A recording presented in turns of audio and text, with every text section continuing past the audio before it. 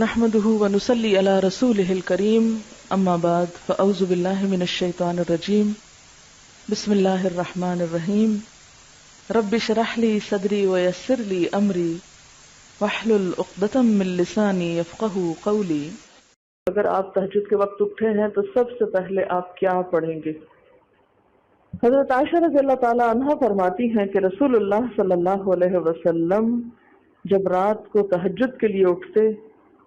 تو یہ پڑھتے 10 بار اللہ اکبر، 10 بار الحمدللہ، 10 بار سبحان اللہ و بحمدہ، 10 بار سبحان الملک القدوس،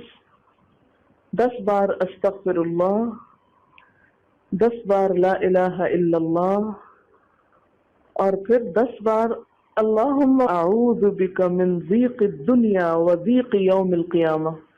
میں تیری پناہ میں آتا ہوں دنیا کی تنگی سے اور قیامت کے دن کی تنگی سے۔ اللہم اعوذ بک من ضیق ضاد یہ قاف، من ضیق الدنیا و ضیق یوم القیامہ، یہ بھی 10 بار، اور پھر فرماتے اللہم اغفر لی واہدنی وارزقنی وعافنی، پھر وضو کرتے اور تہجد شروع کرتے، یعنی یہ بھی وضو سے پہلے آپ پڑھ لیتے تھے۔ تو آپ کیا کر سکتے ہیں، جیسے آنکھ کھلی یا بستر پر لیٹے ہیں تو بعض اوقات ایسا ہوتا ہے نا کہ انسان سوچتا ہے اچھا ایک سائڈ پہ سو کے اتنے تھکے ہوئے ہوتے ہیں کہ آپ ایک دم نہیں اٹھ پاتے، حالانکہ آپ صلی اللہ علیہ وسلم کے نیند سے بیدار ہونے کا طریقہ کیا تھا کہ جب آپ اٹھتے تھے تو یکدم اٹھتے تھے، سستی کے مارے نہیں، کبھی ایک طرف لیٹ گئے پھر دوسری طرف سو گئے پھر دائیں طرف پھر بائیں طرف نہیں، جب جاگنے کا وقت ہوتا تھا تو آپ فوراً اٹھ جاتے تھے۔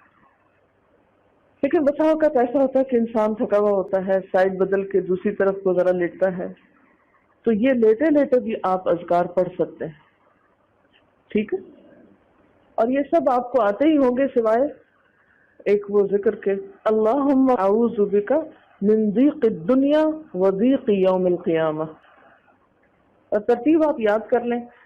اپنے بیڈ سائڈ ٹیبل پہ یا بیڈ پہ یا کہیں بھی، یہ نوٹس کسی پین کے ساتھ لکھ کے لگا دیں، چپکا دیں، اور جب یاد ہو جائے تو پھر اتار دیں، جب عادت بن جائے تو ہٹا دیں وہاں سے، ٹھیک ہے؟ جتنے دن عادت نہیں بنتی اتنے دن اپنے یادداشت کے لیے رکھ لیں۔